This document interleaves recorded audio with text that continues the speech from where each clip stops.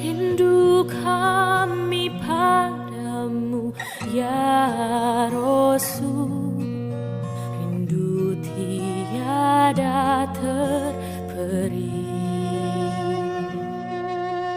Berapa jarak darimu ya Rasul, serasa di kau di sini.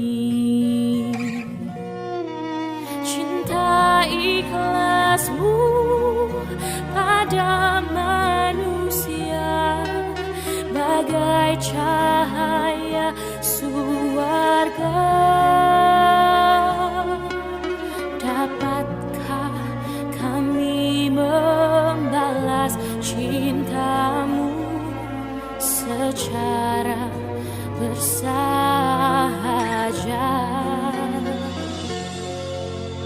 Rindu kami padamu ya Rasul, rindu tiada terperi. Berapa jarak darimu ya Rasul, serasa di kau di sini.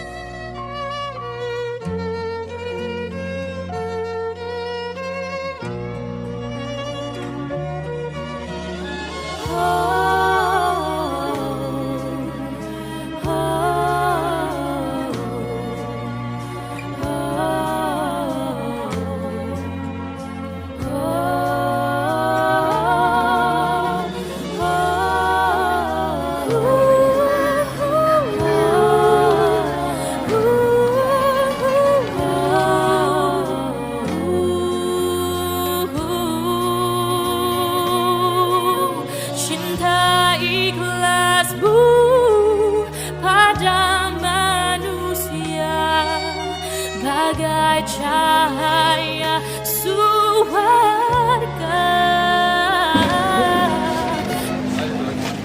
Ikhwatul iman, jamaah jihad PPPSI Piaje yang kami hormati, para pemirsa Persis TV dimanapun berada yang senantiasa menyimak pengajian ahad ini, yang kami hormati hadirin dan hadirat yang berbahagia.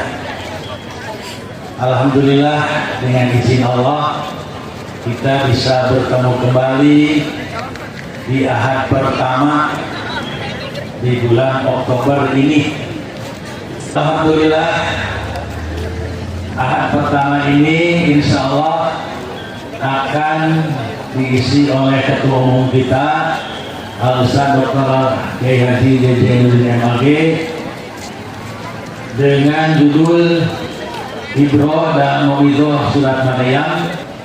Hadirin dan hadirat yang berbahagia, untuk selanjutnya kami persilakan kepada Al-Ustaz Dr. Kiai Haji JJ Jainuddin MAG, Ketua Umum Pimpinan Pusat Persatuan Islam. Dipersilakan. Innal hamdalillah nahmaduhu wa nasta'inuhu wa nastaghfiruh wa na'udzu billahi min shururi anfusina wa sayyiati a'malina may yahdihillahu fala mudilla lahu wa may yudlil fala hadiya lahu wa asyhadu an la ilaha illallah wahdahu la syarika lahu wa asyhadu anna Muhammadan abduhu wa rasuluhu wa ba'du. Ikhwatul iman, Bapak Ibu sidang taklim rahimani wa rahimakumullah. Puji syukur alhamdulillah, pagi hari yang sangat cerah ini kita diberi nikmat karunia kembali berkumpul di majlis ilmu ini.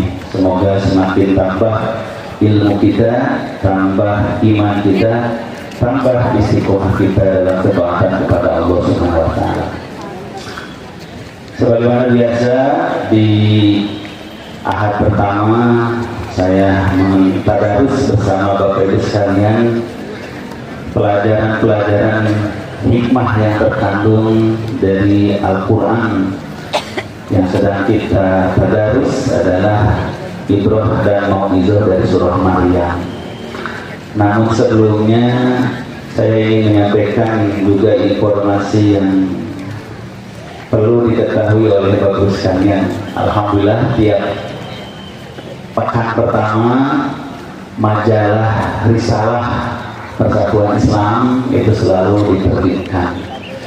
Walaupun sekarang Bapak sekalian memang media massa itu sudah beralih dari media cetak ke media digital, sehingga terjadi revolusi besar-besaran.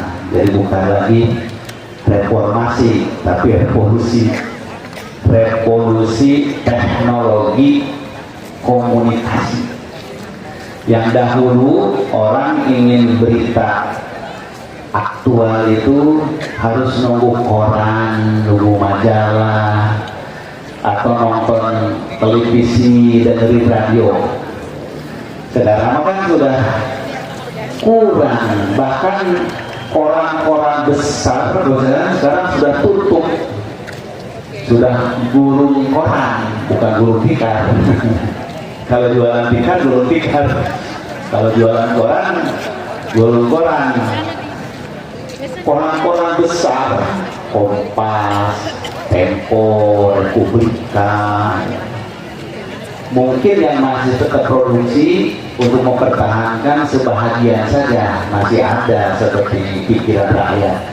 Tapi sudah tidak ada yang beli korannya, semuanya sudah dibaca via HP. Jadi mau koran, mau majalah, mau berita, termasuk majalah Risalah kita juga ini sudah hijrah dari cetak ke digital. Jadi Bapak Ibu sekalian, kalau malas nenteng-nenteng buku, nenteng-nenteng majalah, atau beli majalah rutin bulanan, bisa tinggal langganan versi digitalnya, versi online-nya. Tinggal mengklik alamat situs risalahnya, maka insya Allah keluar. Nah, ini contoh Bapak sekalian bagaimana setiap muncul ilmu pengetahuan, teknologi baru itu menimbulkan perubahan kehidupan, menimbulkan perubahan budaya, menimbulkan perubahan pola pikir. Maka kalau tidak dikawal oleh nilai-nilai Islam, kemajuan sains teknologi ini akan membawa manusia jauh dari kebenaran. Nah, inilah untungnya kita dikaruniai oleh Allah ajaran Islam yang sempurna, yang abadi, yang bisa mengatasi setiap persoalan kehidupan. Edisi bulan ini bersekalian di majalah Risalah kita ini adalah Islam peduli sampah. Islam peduli sampah. Lain artinya Tuhannya rampah orang Islam. Peduli mengelola sampah. Malam tadi saya dikunjungi silaturahmi salah seorang kader pemuda Persis yang jadi kades 2 periode, itu di Neglasari. Neglasari itu Kabupaten Bandung ya, Majalaya. Majalaya, Kecamatan Majalaya.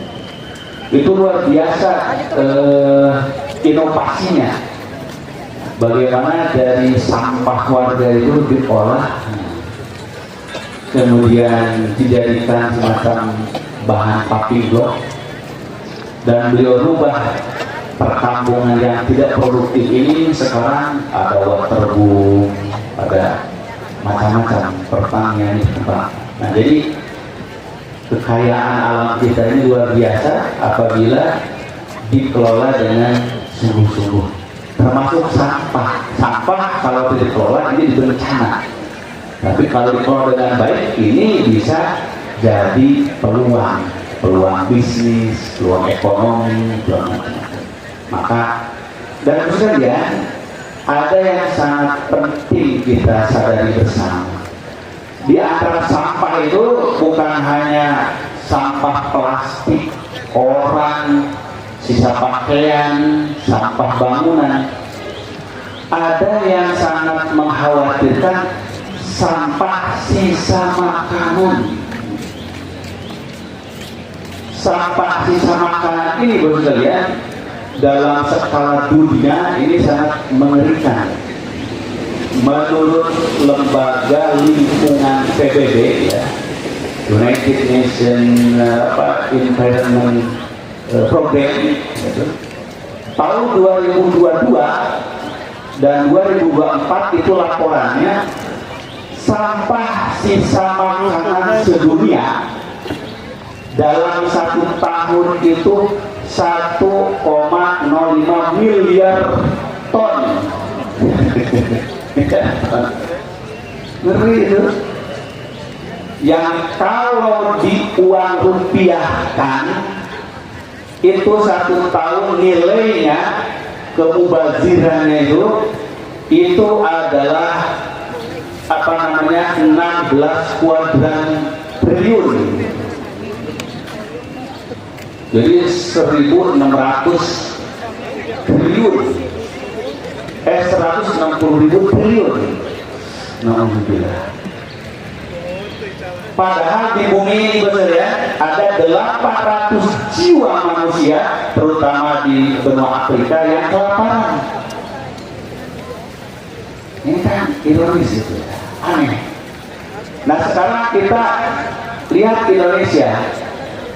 Menurut laporan lembaga lingkungan PBB, 2024 Indonesia ini menyumbang sampah sisa makanan terbesar di Asia Tenggara.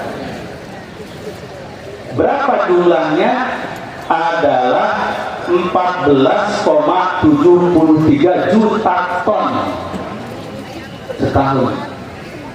Yang kalau dirupiahkan itu kerugiannya 551 triliun. Nah lalu kita lihat lagi dari 14,73 juta ton itu, mayoritasnya dari mana? Mayoritasnya sampah makanan dari rumah tangga. 40%-nya itu dari pabrik, dari hotel, dari restoran, gitu, dari rumah makan. 60%-nya dari rumah tangga. Nah kalau kita bedah lagi, rumah tangga ini Indonesia 280 juta. 87%-nya siapa? Umat Islam. 10%-nya siapa? Umat Persis. Jadi berapa persen kita menyumbang kemubaziran? Jadi Bapak Ibu sekalian, kita ini kaya raya, kita ini diberikan oleh Allah sangat besar, tapi kita tidak berpegang teguh kepada Al-Quran dan Sunnah. Kulu washrobu wala tusrifu innallaha la yuhibbul musrifin. Makanlah, minumlah, jangan berlebihan. Allah tidak menyukai berlebihan. Nah sekarang terasa dampak berlebihan itu, sisa makanan terbuang, yang lain kelaparan. Di ayat yang lain bahkan wa atidal qurba haqqahu wal miskina wa ibnas sabil wa la tubadir tabdira innal mubadirina kanu ikhwana syayatin. Jadi sekarang ini Bapak sekalian, seluruh dunia temannya setan. Ya kan? Kita ini semuanya sudah menjadi teman setan tanpa kita sadari. Mungkin sholat kita, saum kita, haji kita itu bermusuhan dengan setan, betul? Sholatnya. Tetapi gaya hidup kita, perilaku kita, mengelola rezeki dari Allah, kita mirip dengan syaitan. Enggak, saya emang enggak bapak-bapak. Ini sebetulnya PR kita, PR besar kita. Makanya kenapa PP Persis di Muktamar 2 itu berpikir bagaimana kita mengembangkan dakwah itu selain aspek pembersihan akidah, ibadah, tapi lebih juga sekarang tantangan kita adalah kerusakan akhlak dan lingkungan. Maka harus ada pemberantasan TBC sosial. Setuju gak nih? Nah ini termasuk TBC sosial itu membadirkan rezeki Allah kan. Kalau nyembah kubur gitu ya, berbuat vegetasi, melarung hewan ke laut, kemudian beribadah tidak sesuai sunnah, itu kan TBC akidah dan ibadah gitu ya. Nah sekarang ini TBC sosial, TBC kehidupan.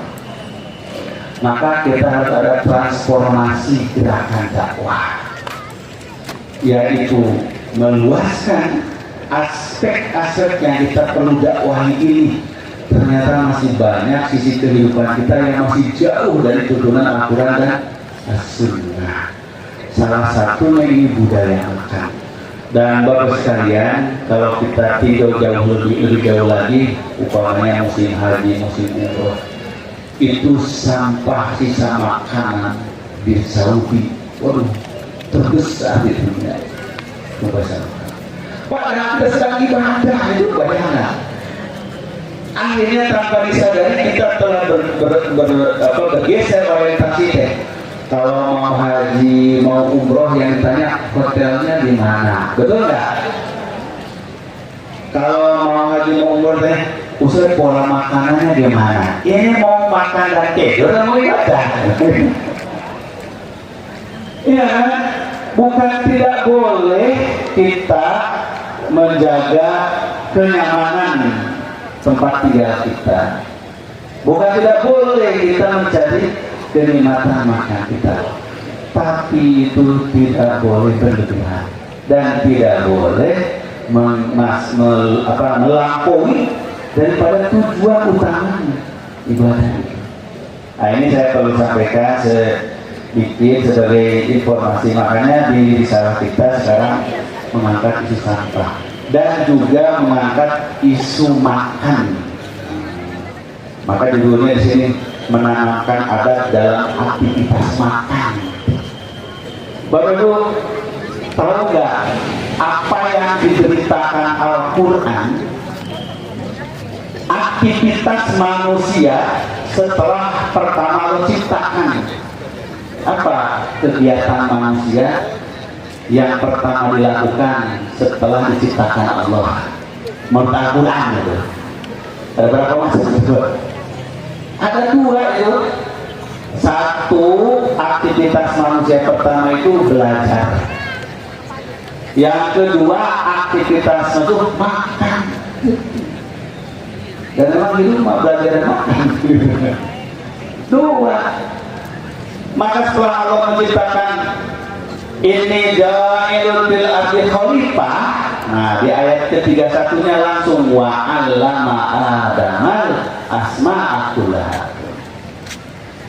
Allah mengajarkan kepada Nabi Adam ini segala ilmu, segala nama. Nah, nama itu simbol dari ilmu. Karena tidak ada ilmu tanpa nama. Coba kalau bisa lihat ilmu kedokteran itu nama apa? Nama penyakit, kan gitu. Nama obat.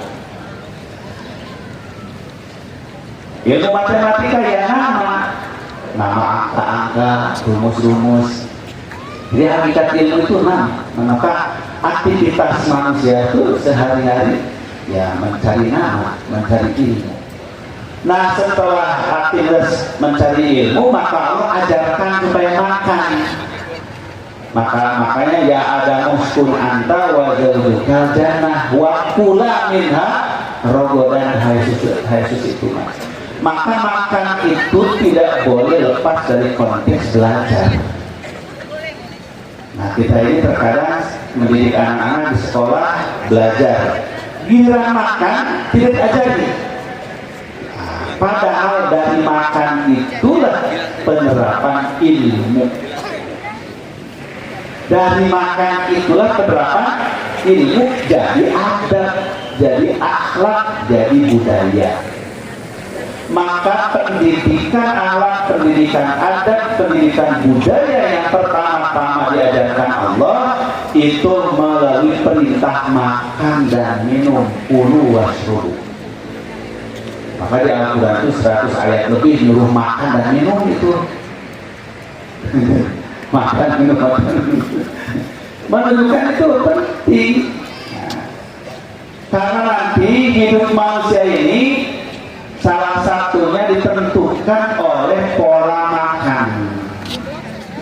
Maka kenapa PPPSI sebenarnya merespon gerakan makan bergizi gratis itu, bagaimana supaya itu jadi bernilai pendidikan adab, pendidikan akhlak. Dari masa programnya kita nggak bisa intervensi ya, nggak bisa nolak. Mau setuju mau tidak akan jalan terus. Dari itu mah kebijakan politik. Hari kita bukan partai politik, itu mau bagian urusan politik. Kalau mengikuti keinginan pasti beda-beda. Kalau saya lebih senang dibagi uangnya saja ya. Bagi aja uangnya ke orang tua. Kalau orang tua ditanya mau dikasih makan anak, mau dikasih uang, pasti pengen kasih uang. Kenapa? Orang tuanya kalau kasih uang bisa pakai bayar pinjol. Atau dipakai beli yang lain. Jadi setiap kebijakan kalau politik pasti ada plus minus. Maka itu bukan urusan kita, itu mah urusan pemegang politik. Tapi sebagai ormas kita, sebagai masyarakat harus melihat apapun dalam konteks dakwah, dalam konteks pendidikan. Kalau kita bisa menangkap isu ini dengan baik dari aspek dakwah pendidikan, ini peluang sangat besar dari pendidikan dan dakwah. Kalau masalah nanti aspek politiknya itu biar dikaji oleh para ahli.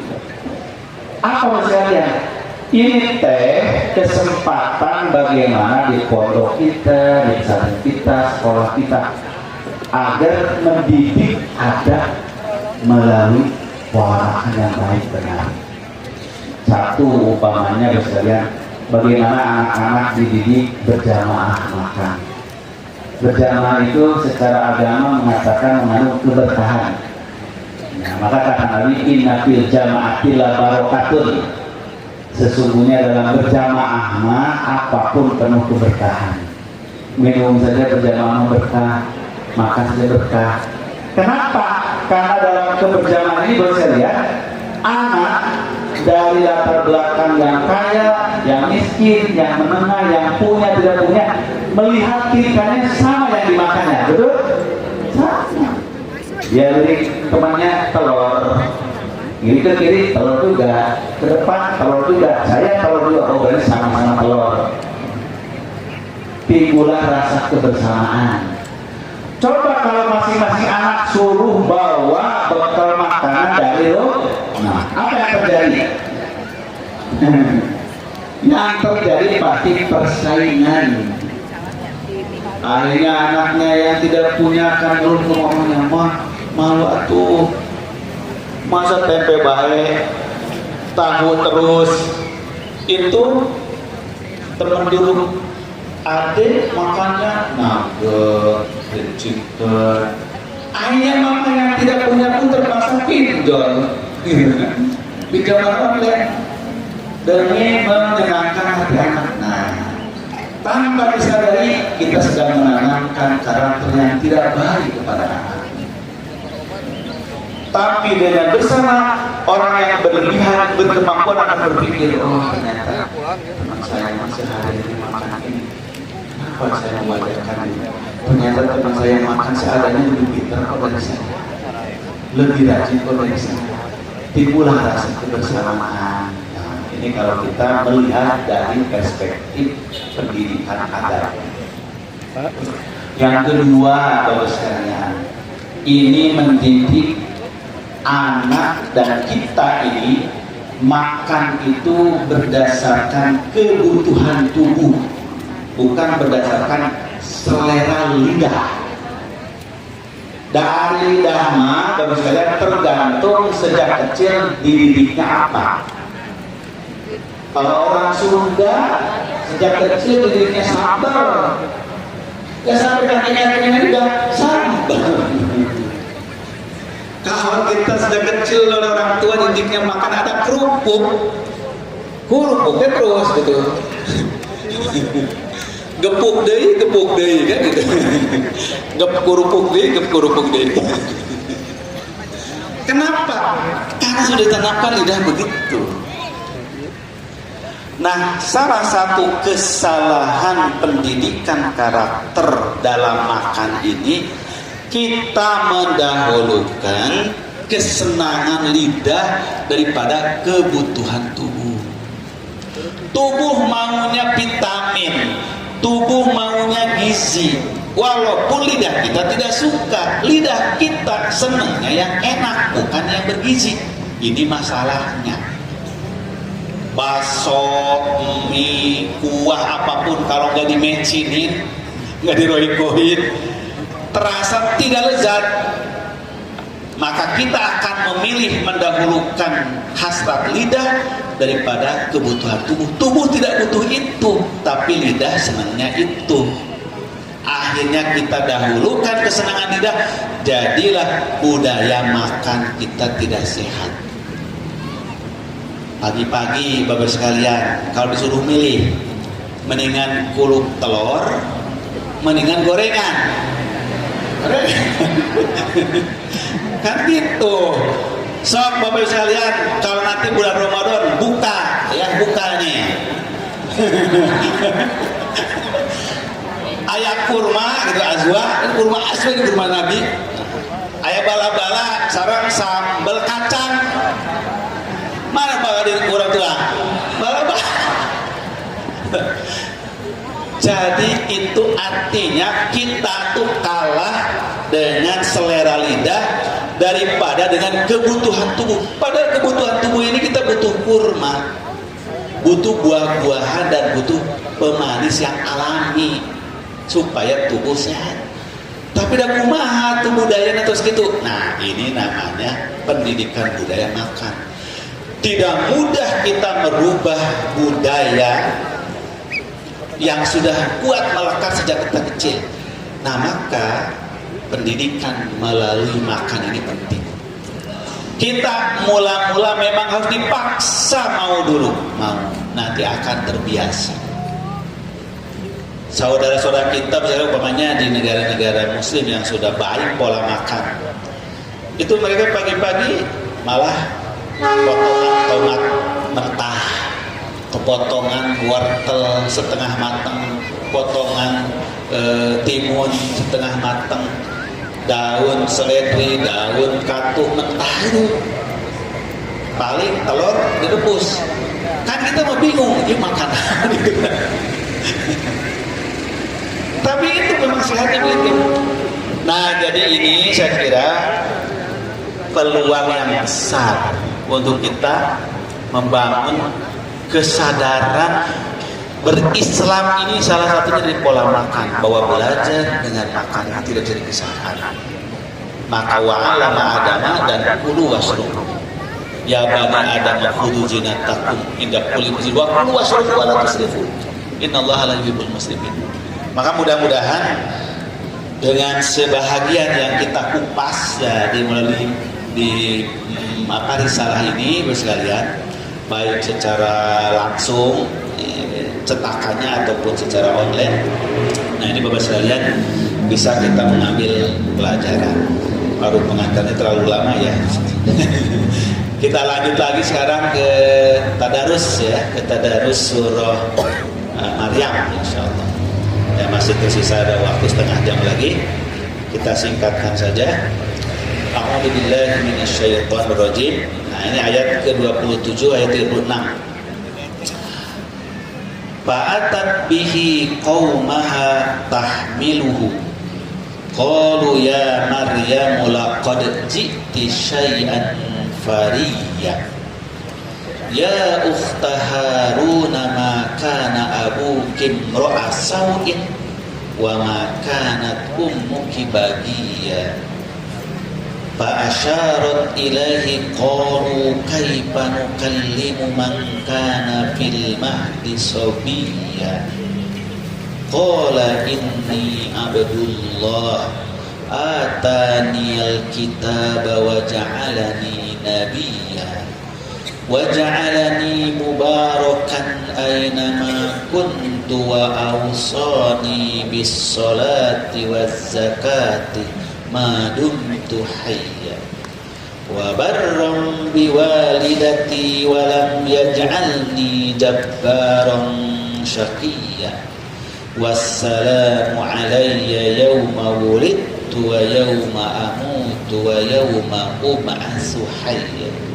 Dzalika Isa ibnu Maryam qaulal haqqil ladzi fihi yamtarun. Ma kana lillahi an yattakhidha min waladin subhanahu idza qada amran fa innama yaqulu lahu kun fayakun. Kita lihat Bapak sekalian ya, di YouTube ayat ini diulang-ulang oleh anak-anak Afrika yang sedang belajar Al-Quran. Masya Allah, indah sekali deh.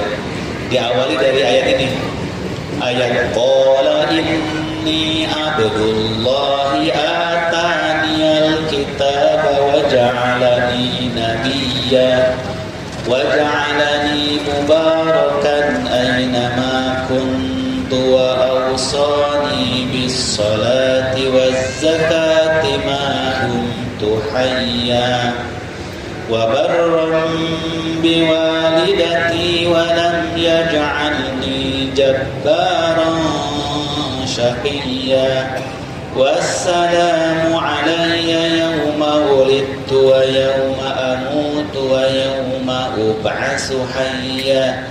Dzalika Isa ibnu Maryam qaulal haqqil ladzi fihi yamtarun.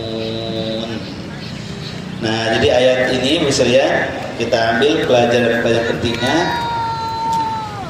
Fa'atat bihi qaumaha tahmiluhu, maka Siti Maryam membawa anak itu, Nabi Isa yang baru dilahirkannya itu. Al-Quran tidak menyebutkan apakah hari kelahirannya langsung beliau sudah bisa berdiri membawa bayi atau ada jeda. Nah, ini Al-Quran tidak menjelaskan. Artinya bisa saja dengan karunia Allah beliau lahir sendirian, mengurus bayi sendiri, dan sehari itu juga sudah bisa berjalan. Nah, ini kelebihan yang Allah berikan pada Siti Maryam. Kalaupun mungkin secara alami beliau istirahat dulu, menyegarkan tubuhnya, itu juga hal yang wajar. Namun Al-Quran tidak menerangkan itu. Kemudian beliau membawa Nabi Isa itu yang masih dalam gendongannya kepada kaumnya. Maka kaumnya berkata, "Ya Maryam, laqad ji'ti syai'an fariya." Hai Maryam, sesungguhnya kamu telah melakukan sesuatu yang amat munkar. Ya ukhta Harun, ma kana abuki imra'a sawin wa ma kanat ummuki baghiya. Wahai saudaranya Harun, sesungguhnya ayahmu sekali-kali bukanlah seorang yang jahat, dan ibumu sekali-kali bukanlah seorang pezina. Nah, jadi di sini disebut wahai saudara Harun, itu ada 3 penafsiran para ulama. Ada yang mengatakan bahwa Harun di situ rajulun salihun min bani Israil yunsabu ilaihi kullu man urifa bis shalah. Jadi Harun ini seorang yang saleh dari kalangan Bani Israel, yang mana setiap orang yang saleh akan digelar Harun. Jadi ada Harun, nama, gelaran, lakop pada setiap orang yang saleh. Itu tradisi Bani Israel menurut satu tafsir, bahwa yang dimaksud wahai saudara Harun maksudnya wahai saudara yang saleh. Masa kamu keturunan saleh kelakuan begitu? Ibumu soleh, bapakmu soleh, kenapa kau melakukan perbuatan keji? Nah, maka ada yang menafsirkan Harun di sini bukan nama figur seseorang, tapi artinya kamu keluarga yang saleh. Kenapa kamu di keluarga yang saleh membawa perbuatan yang sangat mengerikan, keji? Yang kedua, asani anahu ahu Musa alaihissalam. Yang dimaksud Harun di sini, Harun saudaranya Nabi Musa, saudara sepupu. Karena nasab Siti Maryam ini kalau diurut terus ke atas itu akan bertemu dengan Nabi Harun, nah, sebagai saudara misah. Maka disebutnya saudara walaupun jauh. Seperti kita disebut anak cucu Adam walaupun jauh. Nah, ini penafsiran kedua. Jadi wahai Maryam, kamu itu kan saudaranya Nabi Harun, dan Nabi Harun itu adalah saudara Nabi Musa. Bapakmu orang soleh, ibumu orang solihah. Kenapa kamu membawa perbuatan yang sangat munkar ini? Punya anak tanpa punya suami. Kemudian asalis yang ketiga, kana rojulan mu'linan bil biski panusibat ilaihi bimakna tasbih la bimakna nisbah. Pendapat ketiga malah sebaliknya, bahwa Harun waktu itu adalah seorang laki-laki yang sangat ahli fasik, ahli maksiat. Jadi wahai saudara Harun, maksudnya wahai dasar saudaranya orang durhaka. Nah, jadi ini pendapat ketiga kebalikan dari yang kedua, bahwa Harun itu adalah gelaran seseorang yang terkenal keburukannya, kefasikan. Ar-Rabi yang keempat, kana laha ahun yusama Harun min sulaha ibani Israel. Pendapat keempat, bahwa benar-benar Siti Maryam punya saudara yang namanya Harun, orang-orang soleh dari Bani Israel. Nah, jadi ini kan benar-benar nasab itu saudara.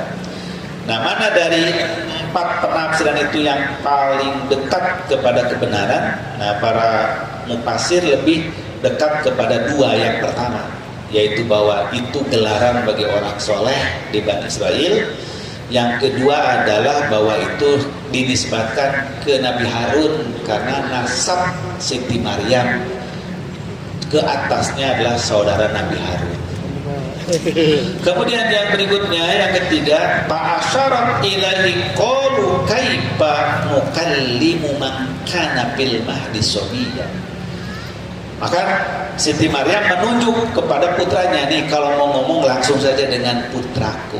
Kalau dengan aku kalian tidak akan percaya apapun alasanku. Karena memang faktanya aku datang membawa anak tanpa suami.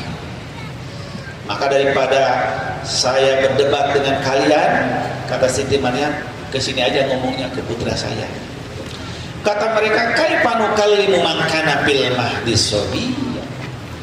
Bagaimana kami harus bicara dengan orang yang masih dalam gendongan, dalam keadaan seorang bayi? Nah, di sini baru sekalian menerangkan bahwa Nabi Isa alaihissalam adalah diberikan mukjizat oleh Allah, sudah berbicara sejak masa bayi, sejak baru dilahirkan.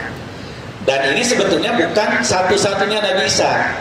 Dalam hadis Nabi disebutkan ada 3 bahkan 4 bayi yang masih dalam buayan ibunya, gendongan ibunya, sudah bisa bicara selain Nabi Musa.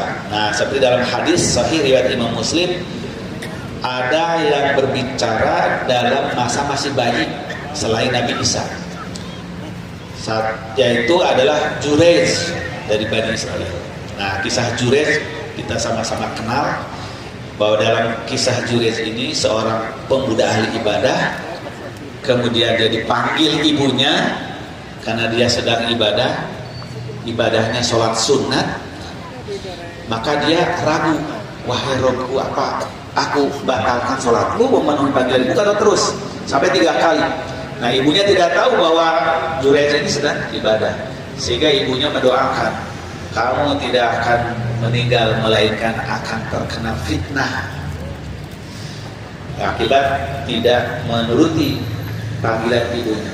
Nah, maka ternyata betul setelah ibunya wafat, Jurayj, seorang pemuda yang soleh ini, digoda oleh seorang wanita pelacur untuk berzina, tapi dia tidak tergoda. Maka karena tidak tergoda, si wanita ini sakit hati dan dia ingin menfitnahnya, memburukkan citranya. Maka dia berzina dengan seorang penggembala, lalu hamil. Nah, ketika hamil, dia teriak-teriak, saya dihamili oleh Jurayj. Jangan kalian tertipu dengan kesolehan Jurayj, bohong itu, saya ini korbannya, gitu. Pantesan dia hidup membujang sendirian di rumah ibadah. Ternyata dia adalah laki-laki jahat. Banyak yang jadi korban dia. Saya satunya ini hamil. Maka orang-orang datang merobohkan rumah ibadah Jurayj, dipukulinya. Kata Jurayj, tunggulah saya untuk menjelaskan sampai si wanita itu hamil, nanti kita tanya siapa bapaknya. Maka ketika si wanita itu lahir, maka Jurayj datang, diikuti oleh seluruh penduduk kampung itu. Kata Jurayj, inilah Allah akan membuktikan siapa sebetulnya bapak si bayi ini. Maka Jurayj berdoa, ya Rob, dengan kekuasaan kau tunjukkanlah bahwa aku hanyalah korban fitnah. Aku tidak pernah menyentuh wanita ini, justru dia yang menggoda saya. Tapi karena dia tidak mau, saya tidak mau dia jadi melakukan dengan yang lain, lu fitnah saya. Maka dipeganglah perut si bayi itu, lalu berkata, wahai bayi, bicaralah, siapa bapakmu? Maka bayi itu ngomong, bapak saya si penggembala. Gitu. Kaget semua warga kampung kan, berbondong-bondong, mana si penggembala itu, dicari, ditangkap, ngaku. Nah, itu bicara bayi. Dahulu, bapak sekalian, itu mukjizat. Mukjizat. Sekarang coba apa sekarang? DNA. Boleh orang sekarang mengaku dihamili oleh siapapun, dia siapapun. Tunggu saja nanti kalau lahir, nanti dites DNA. Nah, gitu ya Bu. Ternyata kalau dulu bayinya yang langsung ngomong, sekarang yang ngomong selnya dari bayi itu, sel DNA-nya ngomong, saya bukan dari si Fulan mah cuma nyicipin aja. Tapi saya jadinya dari si Fulan gitu. Jadi Bapak sekalian, apa yang digambarkan Al-Quran dan hadis Nabi dalam kisah-kisah peyojat, kisah-kisah majaz itu, kiasan itu sebetulnya isyarat ilmiah bagi manusia. Manusia bisa membuktikan dengan cara yang lain. Kalau dahulu keterbatasan ilmu teknologi, ya Allah memberikannya dengan cara mukjizat. Sekarang manusia bisa membuktikan dengan ilmu yang Allah bukakan. Mukjizat juga itu. Cuma ini biarnya langsung, kalau ini proses ilmu. Mau kemana saya? Nah ini misalnya. Mau kemana? Kemudian yang ketiga itu yang bisa bicara ini kan Nabi Isa, bayi di zaman Jurayj. Yang ketiga adalah seorang bayi yang sedang digendong sama seorang ibu. Tiba-tiba si ibu itu melihat rombongan para pembesar lewat ke hadapannya. Ada seorang raja yang sedang diiringkan para pengawalnya dengan segala kebesaran. Orang-orang menyanjungnya, memuji-mujinya. Dia berkata, ya Rob, betapa bahagianya kalau anak saya suatu saat bisa seperti dia, menjadi orang sukses, terhormat, dimuliakan, ditaati rakyat. Tiba-tiba si bayi berkata, "Ya Rob, jangan aku jadikan seperti dia." Ibunya melawan doa, anaknya melawan doa ibunya. Jadi boleh ngelawan doa kalau ibu doanya salah. Dibantah sama bayi. Mula-mula si ibunya nggak menduga yang ngomong itu bayinya. Dia menatap, kenapa? Suatu saat lagi datang rombongan orang yang sedang mengarak seorang pemuda, ditelanjangi, diarak keliling kampung sambil disumpah serapahi, dilempari, dicaci maki. Lalu si ibu ini berdoa, "Ya Rob, betapa sedih hati kalau suatu saat putraku seperti itu. Jauhkanlah ya Allah putraku dari malapetaka seperti itu. Jangan putraku jadikan nasibnya seperti si pemuda tersebut." Tiba-tiba bayi ini berkata, "Ya Rob, jadikan aku seperti si pemuda itu." Kaget ibunya. Ternyata benar bayi yang ngomong. Baru dia berkata, "Wahai bayiku, kenapa engkau ngomong?" Maka kata si bayi ini, Allah akan membuktikan sebenarnya siapa mereka itu. Nah, ternyata si raja itu beberapa tahun kemudian digulingkan oleh rakyatnya sendiri, dibunuh rakyatnya sendiri karena dia raja yang korup, yang jahat, yang zalim. Maka si bayi ini tidak mau seperti itu. Sebaliknya si pemuda yang diarak keliling kampung itu, ditelanjangi, difitnah, disumpah serapai, ternyata seorang pemuda yang saleh, yang baik, difitnah oleh penguasa yang zalim. Maka akhirnya dialah kemudian yang bangkit jadi pemimpin. Nah, inilah sekalian kejadian. Nah, ini jadi pelajaran juga bahwa tidak selamanya apa yang dilihat oleh ibu bapak itu yang terbaik, didoakan untuk anaknya. Ternyata anaknya lebih tahu karena diilhami oleh Allah bahwa yang dilihat ibunya salah. Nah, yang keempat adalah seorang bayi dari kejadian Ashabul Ukhdud. Ashabul Ukhdud ini apa? Bukan Ashabul Udud, kadek. Ashabul pakai ha, Ukhdud. Dalam surah Al-Buruj ya. Itu. Kutila ashabul ukhdud. Binasalah para pelaku ukhdud, parit. Pelaku parit. Untuk bukan ashabul udud. Ashabul ukhdud. Dibinasakan Allah para pelaku ukhdud. Siapa ashabul ukhdud ini? Ini adalah kejadian sekitar 100 tahun sebelum Nabi Muhammad lahir.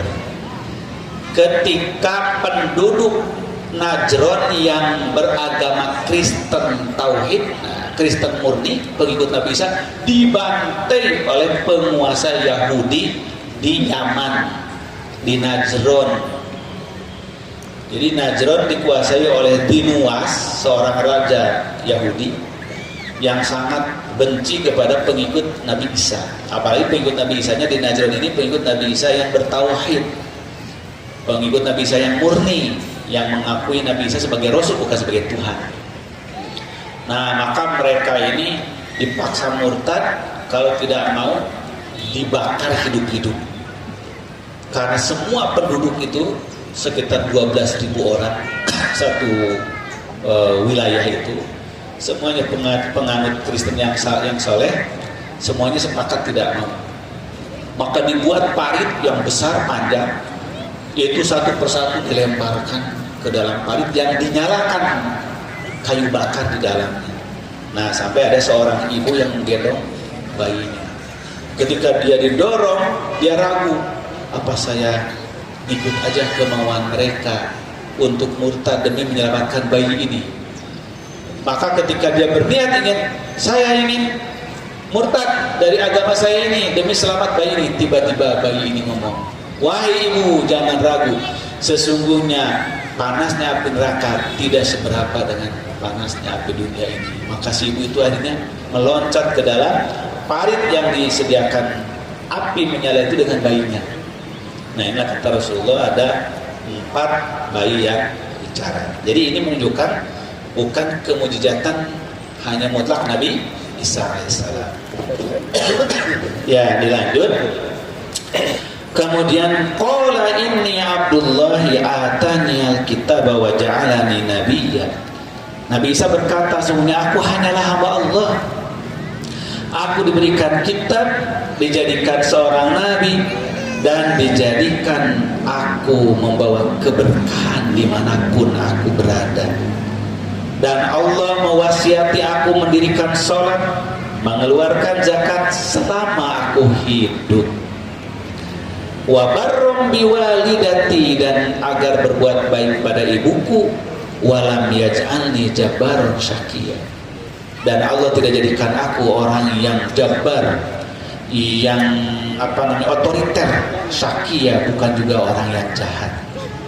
Wassalamu alayya yauma wulidtu wa yauma amutu wa yauma ub'atsu hayya. Maka damai sejahtera bagiku saat aku dilahirkan, saat aku meninggal, dan saat aku dibangkitkan pada hari kiamat. Nah, terkait dengan Nabi Isa ini bos lihat, sebagaimana dalam ayat yang lain dan hadis Nabi, memang beliau memiliki keistimewaan. Kelahirannya tanpa seorang ayah, kewafatannya sangat misterius, sampai sekarang diperdebatkan oleh pengikutnya sendiri. Kalau kaum muslimin yakin wafatnya Nabi Isa ini diangkat ke langit, sampai nanti dibangkitkan lagi oleh Allah, dan nanti pada hari dibangkitkan hari kiamat akan menjadi saksi kepada seluruh umatnya. Maka dalam surah An-Nisa Allah firmankan bahwa wa in min ahlil kitabi illa la yu'minun nabihi qabla mautihi wa yaumal qiyamati yakunu alaihim syahida. Yang artinya bahwa tadi firman Allah, Nabi Isa alaihissalam ini akan mengimankan seluruh pengikutnya sebelum wafatnya. Nah, sebelum wafat di sini dua pengertiannya. Satu, setiap ahli kitab sebelum sakaratul maut itu akan diperlihatkan Nabi Isa kepadanya untuk membuktikan bahwa dia bukan Tuhan, dia hanya Rasul. Nah, tapi keimanannya tidak berguna lagi karena ini. Maka wa min ahli kitab, tidak seorang pun ahli kitab illa la yu'minu nabihi, kecuali pasti beriman kepadanya dengan benar sebelum meninggal.